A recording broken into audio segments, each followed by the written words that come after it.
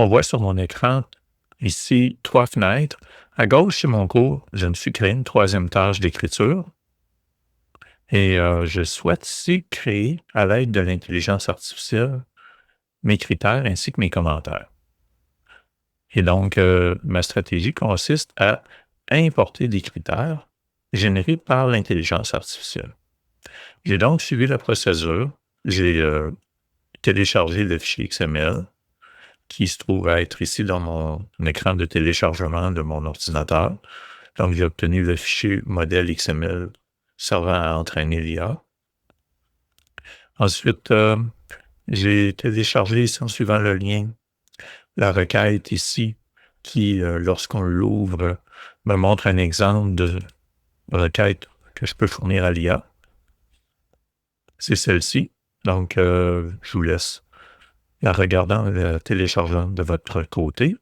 Vous pouvez évidemment adapter le texte. Là, il s'agit d'un exemple. Je vais copier directement ce texte et le fournir donc à l'intérieur de ma requête. Alors, mon choix, c'est en fait, c'est le choix autorisé par mon centre de service scolaire. Comme on le voit, je suis connecté. Je vais utiliser la version GPT-5 disponible dans Copilote. Alors, je colle ici le texte de mon document et je dois, tel que la procédure me l'indiquait, je dois fournir mon fichier XML. Donc, lorsque vous êtes dans Copilote ici, vous devez glisser le modèle pour qu'il va servir à entraîner l'intelligence artificielle afin que vous puissiez obtenir le code désiré. Donc, je lance ma requête. Ça va prendre quelques instants pour l'analyse. Puis, on devrait retrouver un fichier à l'écran, ou plutôt le contenu du fichier à l'écran.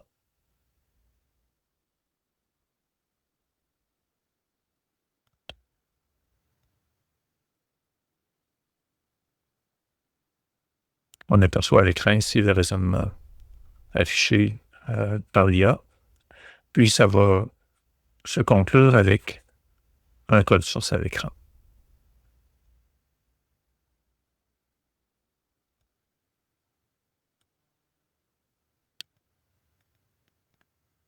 Copilote a terminé sa tâche. Je vois ici qu'un fichier XML a été généré. Vous voyez, il est ici. Alors, en cliquant dessus, je peux le télécharger. Parfois, l'IA vous donne le code à l'écran, donc également, c'est possible de le copier.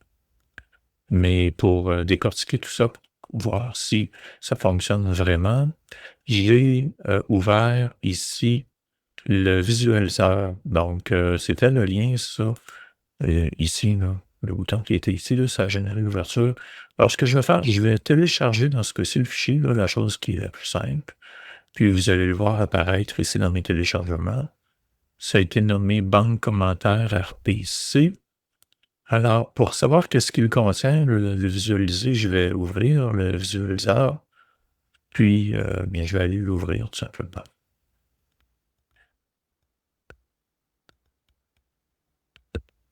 Non,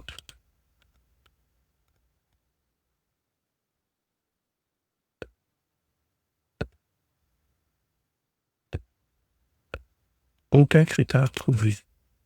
Donc, ce que je déduis de ça, c'est que ici, en ce moment, l'IA qu'on utilise n'a pas généré correctement le fichier.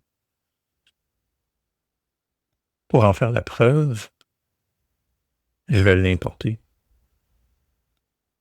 Puis vous allez voir que l'IA s'est égarée.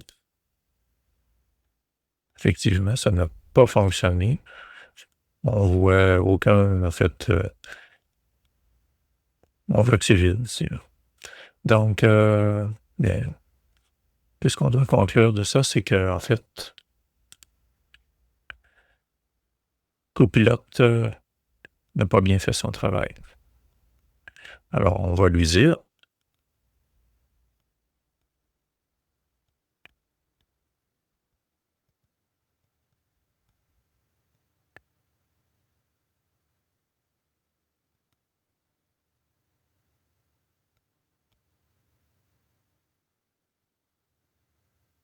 et on va lui refournir à nouveau le fichier modèle.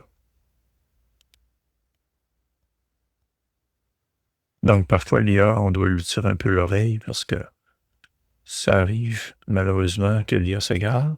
Donc je réinitialise ma page. Je jette la banque de commentaires qui n'était pas bonne ici. Lui, on espère que la prochaine mot de source sera la bonne.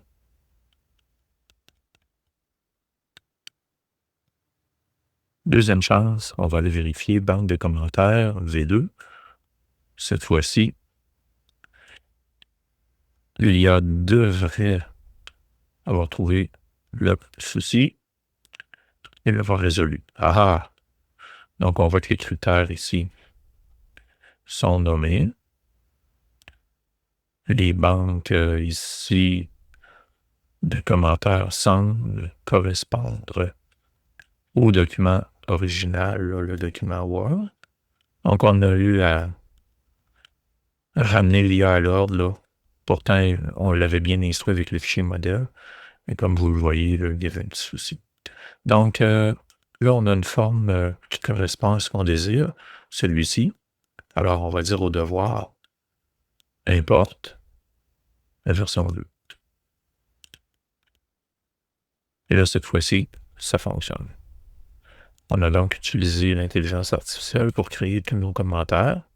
Puis, comme vous le déduisez, c'est possible de générer ces commentaires afin qu'ils soient personnalisés à la tâche d'écriture que vous comptez offrir à vos étudiants.